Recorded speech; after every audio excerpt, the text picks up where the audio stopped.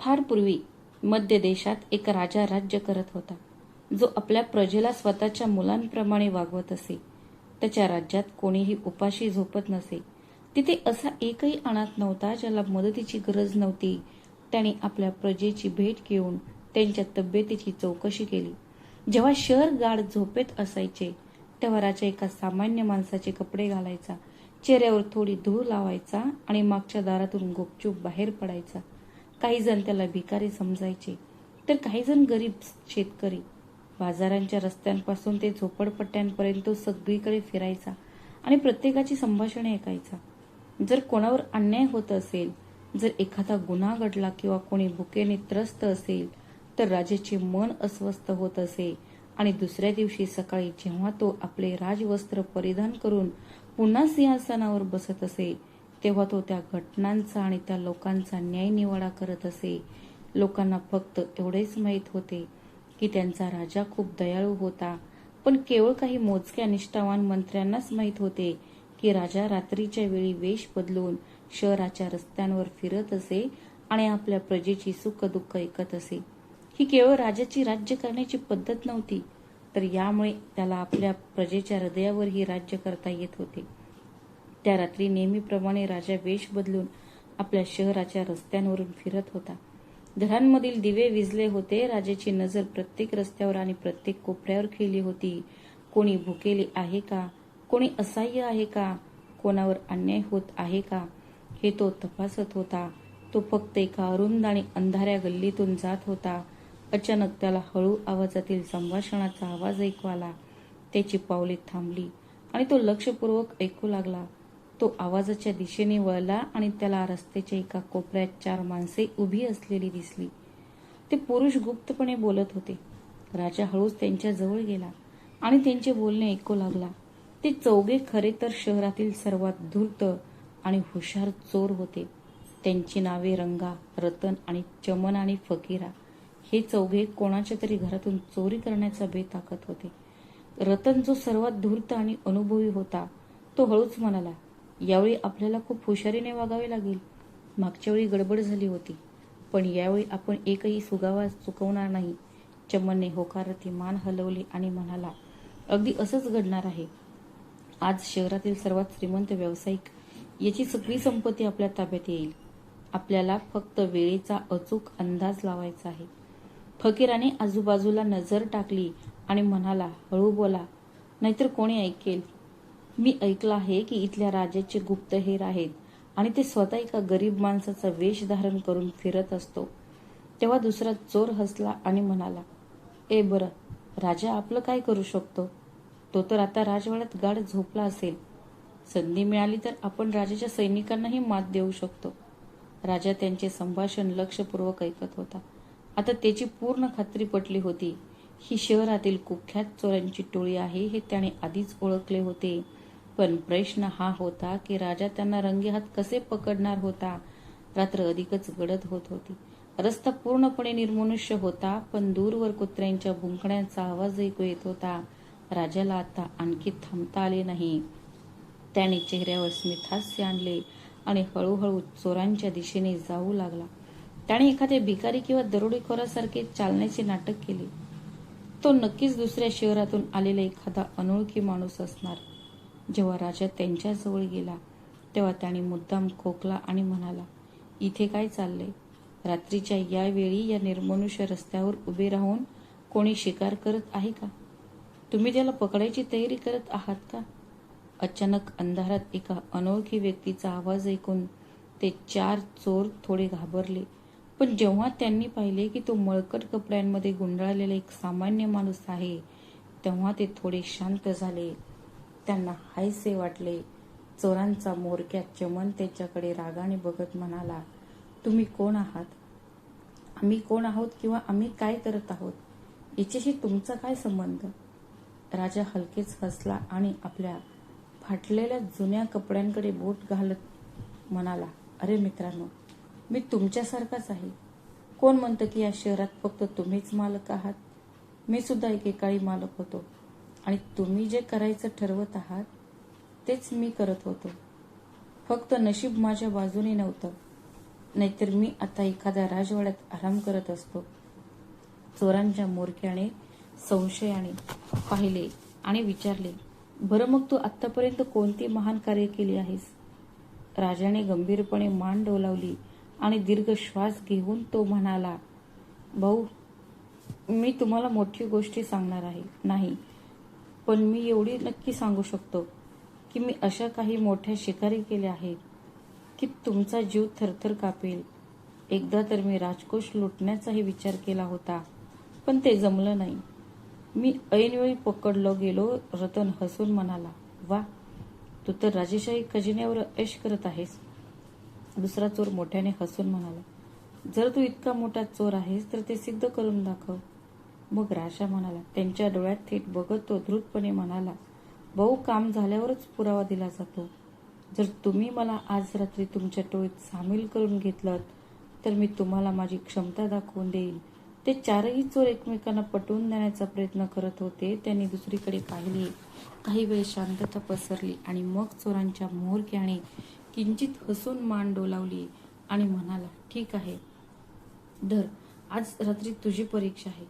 जर तू ती उत्तीर्ण झालास तर तू आमच्यात सामील होशील, नाहीतर तुला तुझ्या स्वतःच्या जीवाची काळजी करावी लागेल. हो, मला खात्री आहे, राजा म्हणाला. आतापर्यंत राजाने आपली ओळख चतुराईने लपवून ठेवली होती. त्यांच्या संभाषणात रस दाखवत राजा म्हणाला, ठीक आहे बंधूंनो, जेव्हा मी तुमचा भागीदार होणार आहे तेव्हा मला हे माहीत असायला हवं की तुमच्यात ते कोणते गुण आहेत, अशी कोणती खासियत आहे की ज्यामुळे तुम्ही इतक्या निर्भयपणे चोऱ्या करता. कारण शेवटी जेव्हा आपल्याला मोठा बदल घडवायचा असतो तेव्हा आपल्या सर्वांना आपापला वाटा उचलावाच लागतो. तुम्हाला तुमची खासियत माहीत असली पाहिजे. चारही चोरांनी एकमेकांकडे पाहिले. रतन सर्वात आधी पुढे आला आणि म्हणाला, माझ्यात एक विशेष गुण आहे. मी कुठेही उभं राहून केवळ वासाने एखादी वस्तू चांदी आहे की सोनं आहे हे सांगू शकतो. हिरे, मोती आणि इतर अनमोल खजिने कुठे लपवलेले आहेत. मला दूरवरूनच सोन्या चांदीचा वास येतो. त्यामुळे जेव्हा कधी एखादा मोठा खजिना चोरायचा असतो तेव्हा सर्वात आधी माझं नाकच कामाला येतं. राजाने त्याच्याकडे पाहून म्हटले, वा, तुझ्याकडे खूप उपयुक्त कौशल्य आहे. दुसरा चोर रंगा पुढे आला आणि गर्वाने म्हणाला, मी प्राण्यांचे आवाज समजू शकतो. मी कुत्रे, मांजर, घोडे आणि इतर सर्वांना एकमेकांशी बोलताना ऐकू शकतो. तुम्ही काय म्हणत आहात ते मला स्पष्टपणे समजत आहे. कुत्रा भुंकला किंवा घोडा अस्वस्थ झाला किंवा काही धोका आहे का हे मी ओळखू शकतो. हे ऐकून राजाला आश्चर्य वाटले आणि तो म्हणाला, अरे अरे कुत्र्यांनो आणि मांजरांनो, तुम्हाला चोरांची भाषा समजत आहे का? रंगा हसून होकारार्थी मान हलवली. हो, नक्कीच. या क्षमतेने आमचे अनेक वेळा प्राण वाचवले आहेत. आता तिसऱ्या चोराची चमनची पाळी होती. त्याने आपल्या खिशातून तारेचा एक छोटा तुकडा काढला. त्याने ते बाहेर काढले आणि गर्वाने म्हणाला, मी कोणतेही कुलूप चावीशिवाय उघडू शकतो. मग ते लोखंडाचे असो, पितळेचे असो किंवा राजकोषातील सर्वात मजबूत कुलूप असो, सर्व कुलपे माझ्या हातात येताच उघडतात. राजाने चिमटा काढला. तो म्हणाला, भाऊ, तुमच्या हातात जादू आहे. शेवटी चौथा चोर फकीर पुढे आला. त्याच्या चेहऱ्यावर एक विचित्र हास्य होते. तो म्हणाला, माझा गुण सर्वात धोकादायक आणि उपयुक्त आहे. मी एखाद्या माणसाला अंधारात पाहिलं तर त्याला ओळखण्यात माझी पुन्हा कधीच चूक होणार नाही. तो अंधारात लपण्याचा कितीही प्रयत्न करो, माझे डोळे त्याला शोधू शकतातच. बरं, राजा आश्चर्याने म्हणाला, म्हणजे जर तुम्ही रात्री कोणाला पाहिले तर तुम्ही कितीही लपण्याचा प्रयत्न केला तरी सकाळी तुमचे डोळे त्या व्यक्तीला ओळखतीलच. फकीर हसला आणि त्याने मान डोलावली. आता राजाला ते समजले होते. ते चार चोर खूपच कुशल आणि द्रुत आहेत. पण राजाने आधीच एक योजना आखली होती, म्हणजे आता आपली टोळी जबरदस्त झाली आहे. तो किंचित हसून म्हणाला, तर मग सांग, आजची योजना काय आहे? त्या रात्री कोणाला लक्ष करायचे? ते चार चोर राजाचे शब्द लक्षपूर्वक ऐकत होते. त्यांनी त्यांचे गुण आणि वैशिष्ट्य सांगितली होती, पण आता त्यांच्या डोळ्यात एक प्रश्न होता. रतन किंचित हसून म्हणाला, बरं, आपल्या सर्वांमध्येच मी तुम्हाला माझ्या गुणांबद्दल सांगितले आहे, पण तुम्ही अजून स्वतःबद्दल काहीच सांगितले नाही. सांगा, तुमच्यात काय विशेष आहे? राजा म्हणाला, बंधूंनो, माझ्यात असलेला गुण काहीतरी वेगळा आणि अद्वितीय आहे. जर आपण कधी संकटात सापडलो किंवा पकडले गेलो तर माझ्या एका नजरेने आपली शिक्षा टळू शकते आणि आपला जीवही वाचू शकतो. हे ऐकून ते 4 चोर थक्क झाले. रंगाने विचारले, ही फक्त एक नजर आहे का? एका हावभावाने शिक्षा माफ होऊ शकते? हा एक विलक्षण गुण आहे. याचा अर्थ असा की चोरी करताना पकडले गेलो तरी आपण निसटू शकतो. मग त्यांच्यापैकी एक जण म्हणाला, भाऊ, आमच्यापैकी तुमच्यामध्ये सर्वोत्तम आणि सर्वात फायदेशीर गुण आहे. तुम्ही आमच्या टोळीत सामील झालात तर आम्हाला कशाची चिंता करावी लागणार नाही. पण राजेच्या मनात काहीतरी वेगळेच होते. त्याने क्षणभर विचार केला आणि म्हणाला, बंधूंनो, या क्षुल्लक चोऱ्यांमधून तुम्हाला काहीही मिळणार नाही. जर तुम्हाला तुमचे संपूर्ण आयुष्य आरामात जगायचे असेल तर थेट राजाच्या खजिन्यात या. तिथे तुम्हाला इतकी संपत्ती मिळेल की तुम्हाला पुन्हा कधीही कशाचीही कमतरता भासणार नाही. हे ऐकून त्या 4 चोरांच्या डोळ्यात लोभ चमकला. चोरांचा मोरक्या उत्साहाने म्हणाला, वा, हे तर खूपच छान आहे. आपल्याला एकाच वेळी इतकं काही मिळेल की आपल्याला पुन्हा कधीच चोरी करावी लागणार नाही. ते 4 चोर राजेच्या खजिन्याकडे गेले. त्यांनी ही योजना अंमलात आणण्याचे ठरवले. हे 4 चोर त्याच्या जाळ्यात अडकल्यामुळे राजाला खूप आनंद झाला. आता ते सर्वजण राजाच्या राजवाड्याच्या दिशेने वेगाने जाऊ लागले. अंधाऱ्या आणि निर्मानुष्य गल्ल्यांमधून मार्ग काढत ते राजवाड्यांपर्यंत पोहोचले. ते त्या वाड्याच्या अगदी जवळ होते. तेवढ्यात एक कुत्रा मोठ्याने भुंकायला लागला.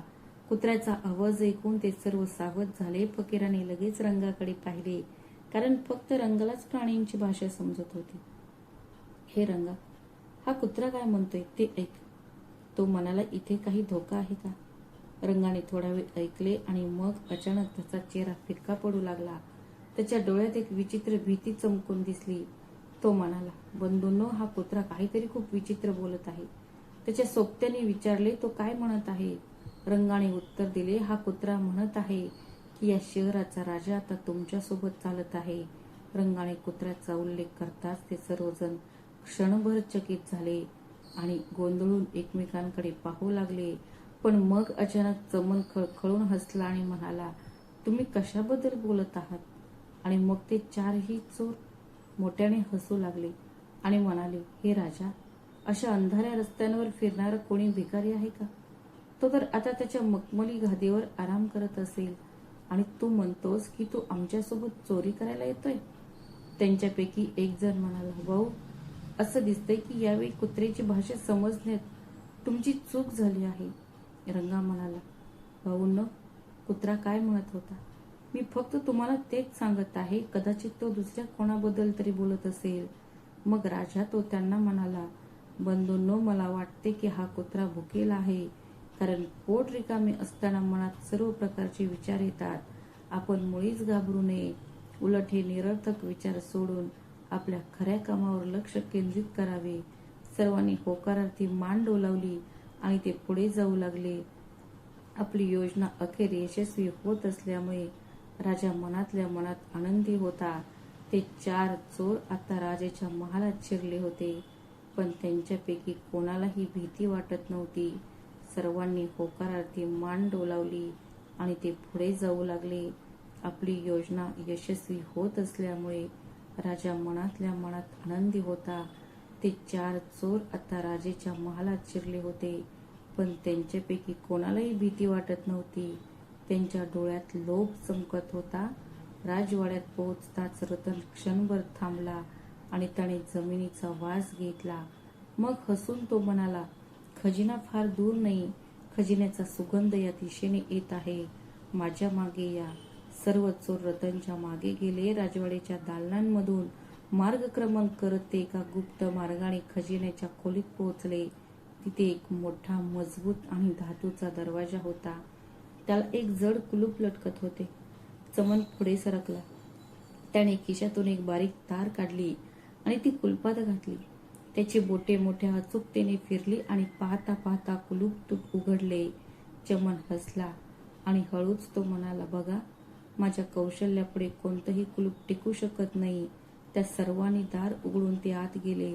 आत शिरताच सर्वांचे डोळे दिपले. सर्वत्र सोन्याची नाणी, हिरे, रत्ने आणि अगणित संपत्ती पसरलेली होती. तेव्हा त्यांच्यापैकी एक जण म्हणाला, बंधूंनो, आता ही सगळी संपत्ती आपली झाली आहे आणि आपले आयुष्य खूप सुखकर होणार आहे. यानंतर सर्व चोर आपापल्या कामात व्यस्त झाले.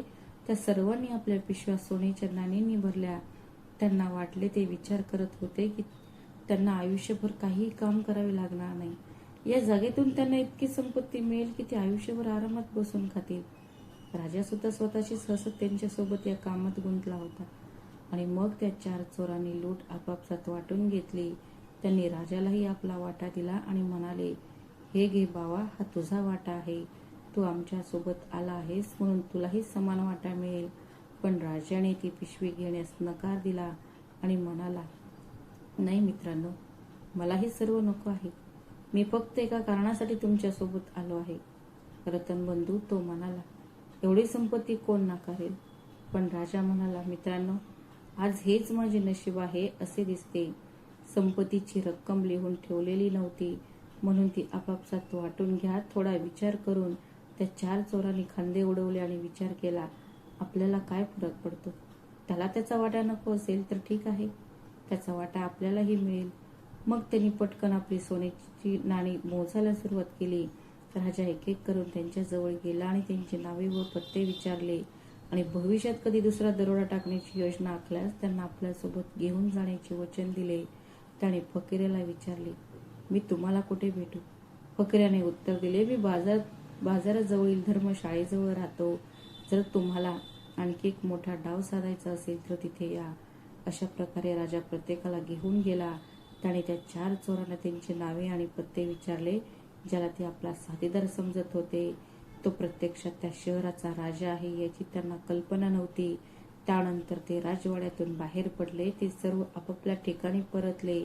आपली योजना व्यवस्थित काम करत आहे या समाधानाने राजा शहराच्या अंधाऱ्या गल्ल्यांमधून आपल्या राजवाड्याकडे परत चालत गेला. चोरांना शिक्षा करण्याऐवजी त्याने त्यांच्या सद्गुणांवर लक्ष केंद्रित केले. तो विचार करू लागला, हे लोक चोर असतील, पण त्यांच्यात विलक्षण गुण आहेत. जर या गुणांचा योग्य वापर केला तर ते माझ्या सैन्यातील सर्वोत्तम सैनिक बनू शकतील. तो विचार करू लागला, रतन, जर मी माझ्या खजिन्याचे रक्षण करण्याचे काम अशा व्यक्तीला सोपवले ज्याला सोन्या चांदीचा वास येतो, तर आत घुसण्याचे धाडस कोण करेल? जो चोर प्रत्येक कुलूप उघडू शकतो, तो जर आपल्या शत्रूच्या किल्ल्यात शिरला तर तो एक उत्तम गुप्तहेर होऊ शकतो. जर प्राण्यांची भाषा समजणाऱ्या चोराने आमच्या राजेशाही घोड्यांची आणि हत्तींची काळजी घेतली तर ते माझ्या फायद्याचेच होईल. फकीराचे डोळे अंधारातही पाहू शकतात. तो माझ्या महालात येईल का? राजा मनातल्या मनात म्हणाला, जर मी या चोरांना पकडून तुरुंगात टाकले तर त्यांचे सर्व सद्गुण नष्ट होतील, पण जर मी त्यांना सरळ मार्गावर आणले तर त्यांचे रक्षण होईल. हे माझे सर्वात अनमोल लोक बनू शकतील. हा दृढ निश्चय करून राजा आपल्या राजवाड्याकडे निघाला. त्याने चोरांना शिक्षा न करता त्यांचे आयुष्य बदलण्याचा निर्णय घेतला होता. सकाळचा सूर्य उगवताच जेव्हा राजवाड्यातून राजाचा खजिना लुटल्याची बातमी आली, तेव्हा शहरात एकच खळबळ उडाली. सर्व मंत्री, सल्लागार आणि दरबारी राजवाड्याच्या प्रांगणात जमले. सर्वत्र चिंतेचे वातावरण होते. प्रत्येकजण आपला सल्ला देत होता. कोणीतरी म्हणाले, ही शहराबाहेरची कोणती तरी टोळी असली पाहिजे. संपूर्ण बाजारपेठ, प्रत्येक रस्ता आणि गल्ली तपासली पाहिजे. कोणीतरी सुचवले की कदाचित राजवाड्यातीलच कोणीतरी यात सामील असावे. दरबारातील प्रत्येक जण प्रत्येकाने आपापल्या सूचना मांडल्या, पण कोणाकडेही खरे उत्तर नव्हते. पण राजा आपल्या सिंहासनावर बसून शांतपणे ऐकत होता. मग अचानक हसून त्याने आपला हात वर केला आणि म्हणाला, मी माझे शहर चांगले ओळखतो. ही चोरी कोणी केली आहे आणि चोर सध्या कुठे आहे हे मला माहीत आहे. संपूर्ण दरबारात शांतता पसरली. सर्व मंत्री आणि सैनिक आश्चर्याने राजाकडे पाहू लागले. मंत्री वाकून म्हणाले, महाराज, तुम्हाला चोरांविषयी खरंच माहिती आहे का? त्यानंतर राजाने सांगितले की चोरांची नावे रतन, चमन, रंगा आणि फकीर असून ते कुठे आहेत हे त्याला माहीत आहे. हे ऐकून दरबारात एकच गोंधळ उडाला. राजाने आपल्या सैनिकांना बोलावून प्रत्येक चोराला त्याच्या लपण्याच्या जागेवर शोधून राजासमोर आणायला सांगितले. त्याचबरोबर राजाने सैनिकांना चोरांचे पत्ते आणि ठिकाणे दिली. ते आपापल्या लपण्याच्या ठिकाणी सापडतील.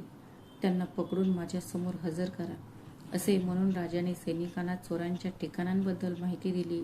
सैनिक तात्काळ कामाला लागले. सैनिकांच्या वेगवेगळ्या तुकड्या तैनात करण्यात आल्या. चोरांना पकडण्यासाठी पोलीस देशाच्या विविध भागात दाखल झाले.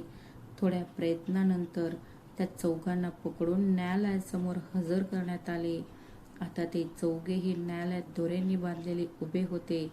त्यांच्या चेहऱ्यावर भीती स्पष्ट दिसत होती. आपली नावे आणि ठिकाणांची माहिती राजापर्यंत कशी पोहोचेल याबद्दल ते गोंधळलेले दिसत होते. राजा आपल्या सिंहासनावर बसला होता. त्याच्या सद्गुणी चेहऱ्यावर एक गूढ हास्य होते. अचानक अंधारात पाहत असलेला तो फकीर, त्याची नजर राजाच्या चेहऱ्यावर पडली. तो डोळे विस्फारून त्याच्याकडे पाहत राहिला, जणू काही एखाद्या कोडे उत्तर शोधत होता. काही क्षणातच त्याचा चेहरा फिक्का पडला.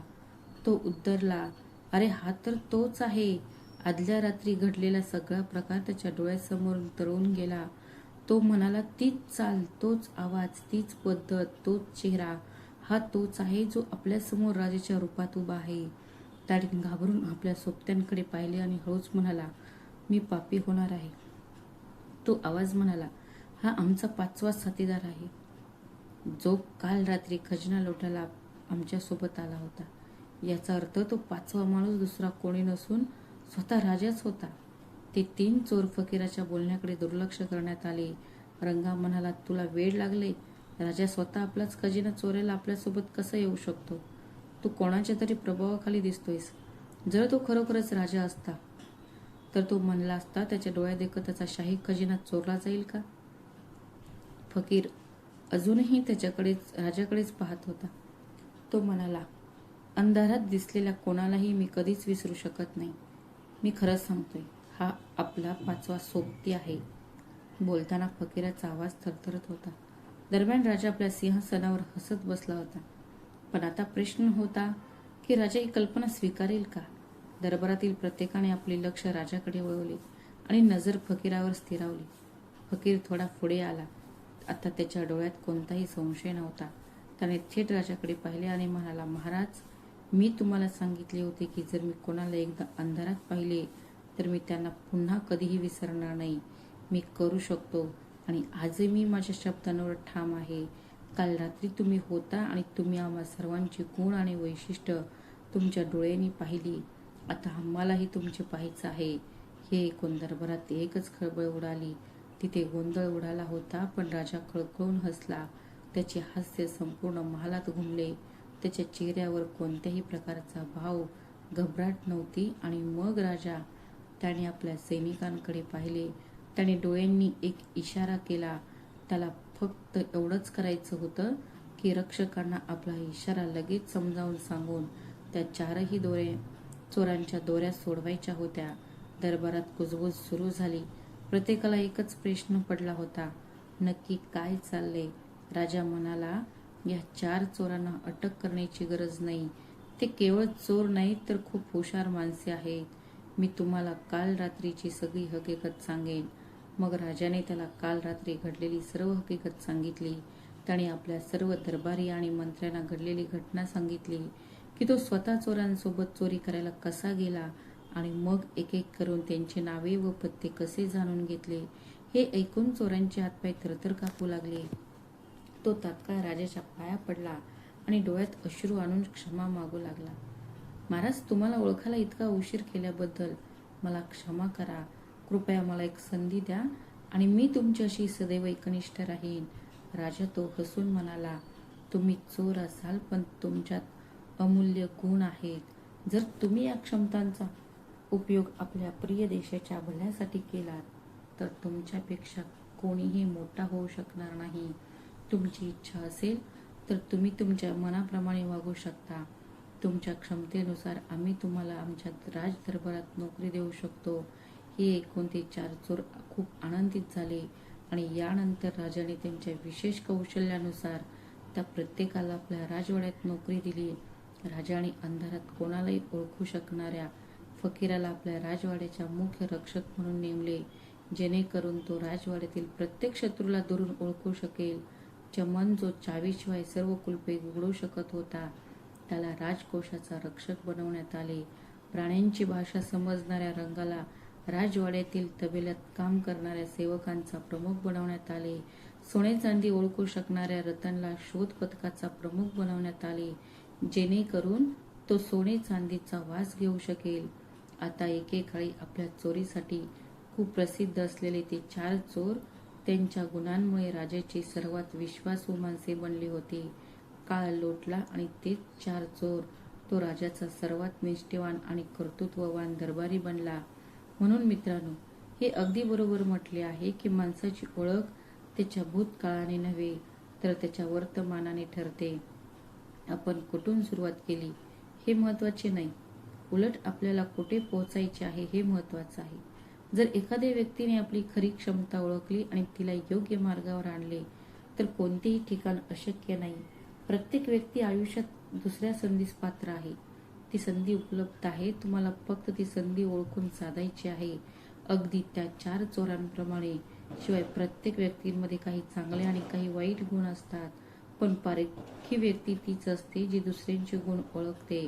आणि काही वाईट गोष्टी घडतात, पण शहाणा माणूस तोच असतो जो दुसऱ्यांच्या वाईट गुणांकडे दुर्लक्ष करून त्याच्या चांगल्या गुणांचा उपयोग करून घेतो आणि त्याला योग्य मार्गावर आणतो. मित्रांनो, तुम्हाला कथा आवडली असेल तर व्हिडिओला लाईक करा, शेअर करा आणि आमच्या चॅनलला सबस्क्राईब करायला विसरू नका. भेटूया अशाच आणखी एका नवीन कथेत. तोपर्यंत स्वतःची आणि तुमच्या प्रियजनांची काळजी घ्या. श्री स्वामी समर्थ. धन्यवाद.